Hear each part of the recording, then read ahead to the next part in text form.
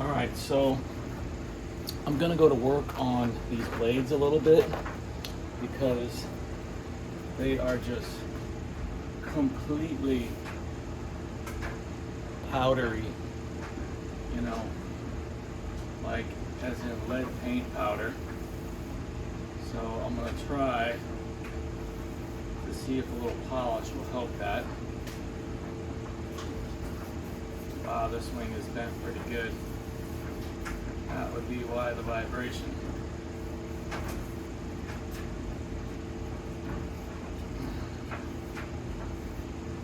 So I hate putting something this watery. You know, these crocodile wipes, Brew wipes are pretty nice, but you know, they are mostly like a water-based type cleaner. But you know, I'm gonna do something here to get the bulk of this powdery lead paint off. Let's just try to bend that back right now.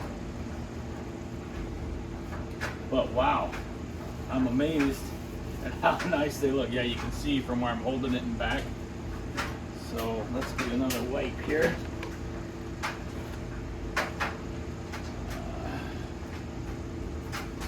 Take the bulk off. Alright, let's turn off the old 12646.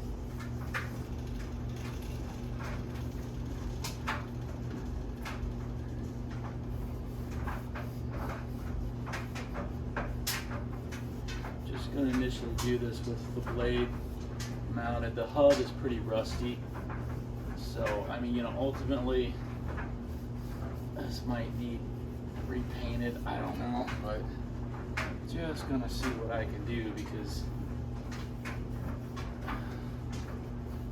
this paint is actually in pretty good shape if I can get it to not be so flaky. Not flaky, but powdery.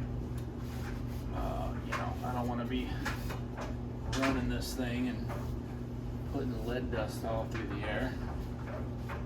Get enough of that at work.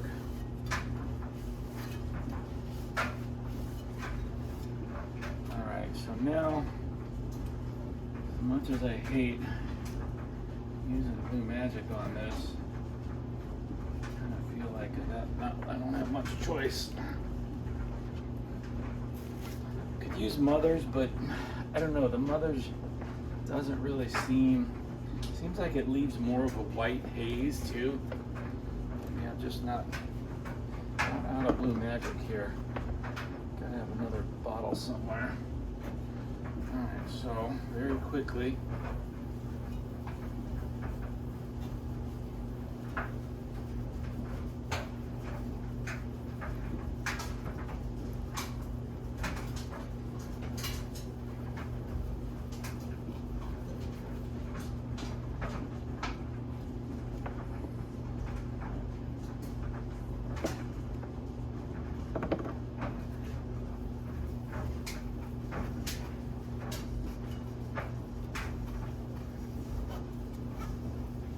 Definitely gonna have to take it off to do the back side nicely. That's not too bad.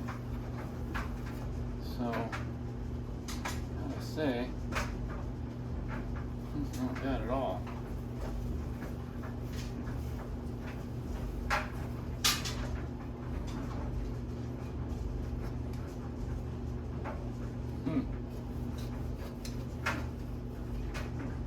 Okay, well. Complaints there. Let's do another one. Wow, this one's barely got any paint missing, just some rust around the rivets.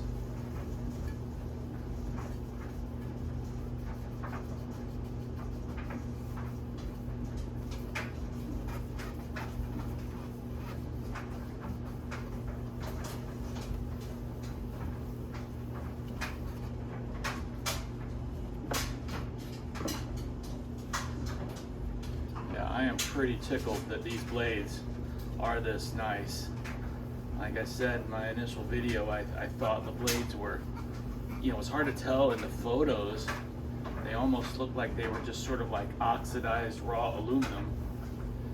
And then I thought, well, no, maybe they're like light gray primer. It's really hard to tell. So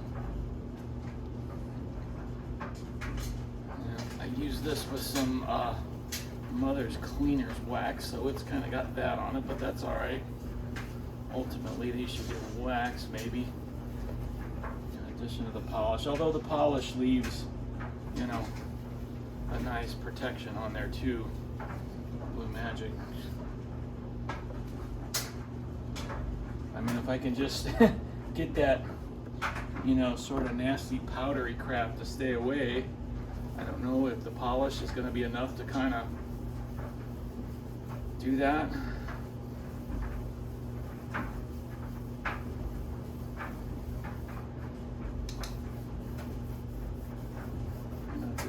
Leave it as sort of like a protective coating and keep that white powderiness from coming back.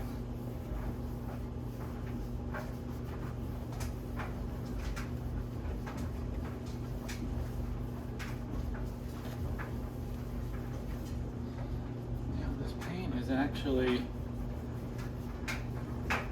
seems more durable than whatever they used on the later, well, the brown 77s, like the AS.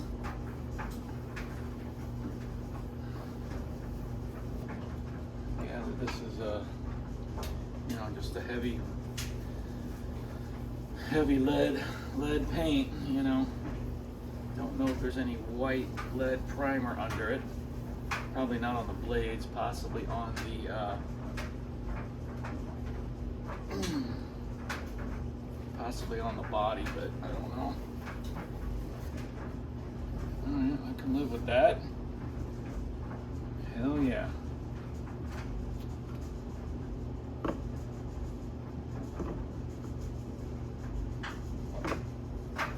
Yeah, I don't know. I use the cleaner wax. You know, I've got some of the McGuire's too, and I don't know, man. I never really feel like that stuff works for me at all on, be it on Japan or paint or, well, I almost always just do Blue Magic on Japan, but yeah, whenever I've tried that stuff to be a little more gentle, like on, you know, painted fans or whatever, it just, I don't know, man, it doesn't seem like it really does much at all for me. So more and more, I almost feel like something a little more aggressive, like the Blue Magic, for less time. In other words, you know, with the cleaner wax, I'm going like this for, you know, 3, 4, 5 minutes in an area, where with the Blue Magic I can just kind of like quickly hit it. So, you know, almost like that, working on it mechanically for longer with a less aggressive cleaner, like cleaner wax. Almost like that's maybe worse for the surface than, you know, working very briskly and quickly with a less harsh, or with a more harsh material like Blue Magic. So I don't know.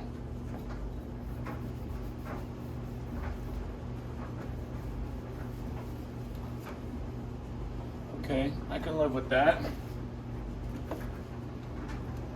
That looks like in the camera. Yeah, wow. Holy moly.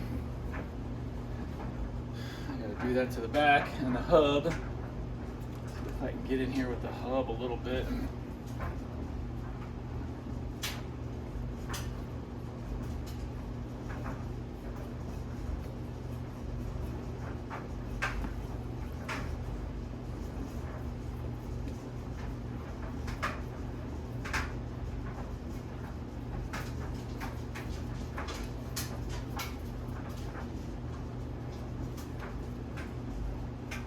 I don't know if that's going to keep that white you know, I don't know if it's just oxidation or just when it dries out. I don't know if that's going to keep that away or not.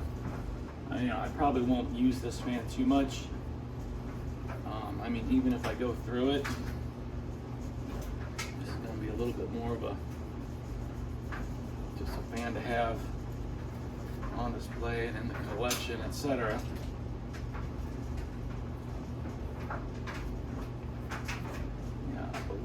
all that brown in there is rust. Get a little Q-tip here and see if I can get in there a little bit and see if that's grease.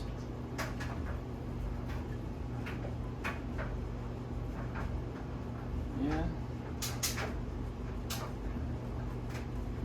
Maybe. I don't know.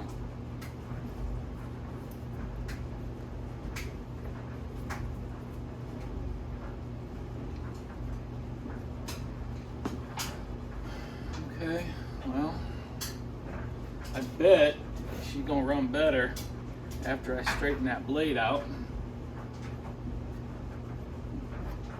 Ooh, wow. Unless, okay, something's still, wow, that one is way bent. And I don't know if it's the wing or the hub. I got no way of measuring the hub unless I, wow. See, barely, and that one's way hitting. Let's just take a rudimentary measurement here and see. I don't know if this is a legit means.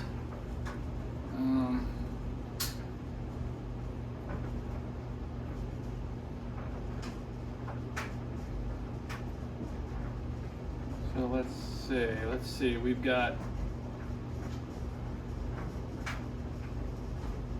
let's measure from the hub to the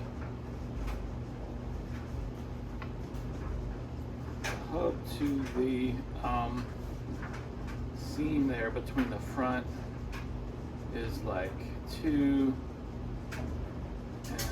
and 5/16. Now let's call it 2 1/4. And this one 2 3/8, 2 3/8, 2 3/8. So yeah, this hub.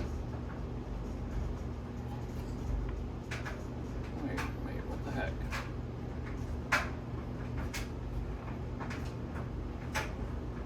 No, I'm getting 2 3/8 on all of them. Basically, I'm just measuring right to the end of the hub finger. Oh, no, I was going to the dummy. All right, 2 1/4. Measuring to the wrong thing. 2 1/4, 2 1/4, 2 1/4. Okay, so that's good. That tells me it's definitely not the hub finger.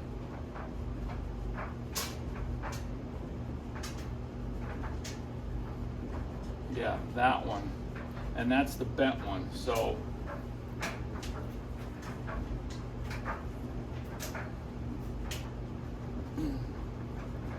I did it right there. I could tell looking at it. Boom, boom, boom.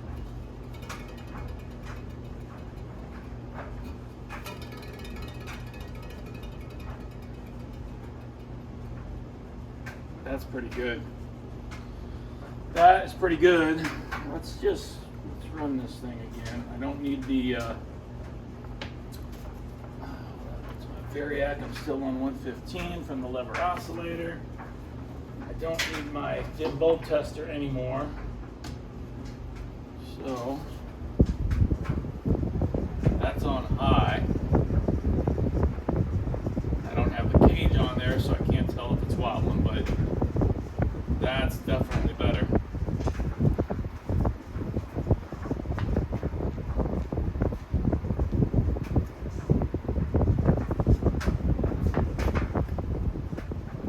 Real nice on low speed, man. I can barely hear this thing.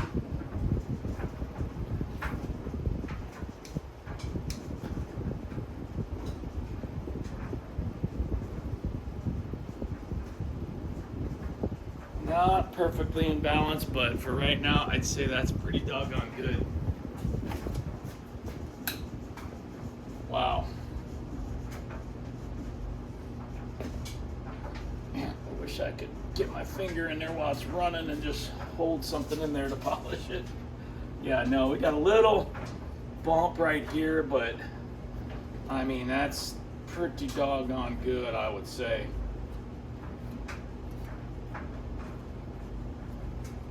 Yeah, I ain't gonna monkey with it anymore for now. Gorgeous.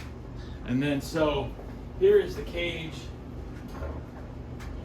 Here's the cage that came with it, you know, and then this is the one I bought, you know, I don't know, 6, 8, 9 months ago at a shop,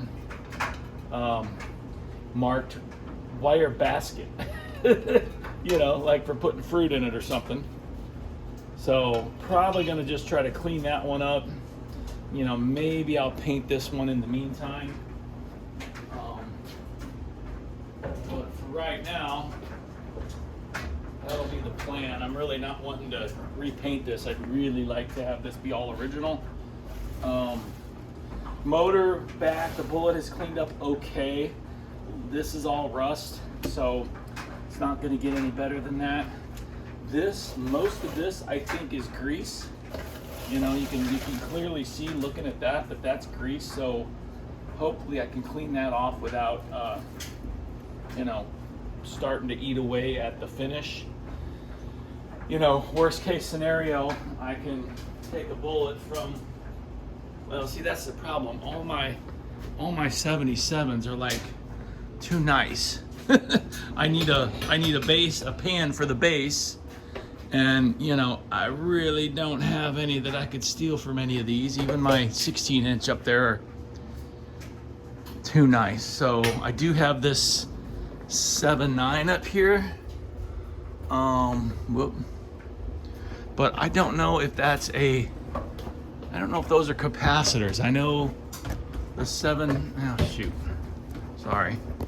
I know the 7.9s that I just got aren't capacitor models. I thought these all were caps, so I don't know. I don't know if that's gonna have the same pan on it or not. If it's not a capacitor. So, hold on here, Jiminy Christmas. Does not work well with gloves on. There we go. Anyway, so yeah, just tickled to death with how the blades are. So, gonna work on the back here a little bit.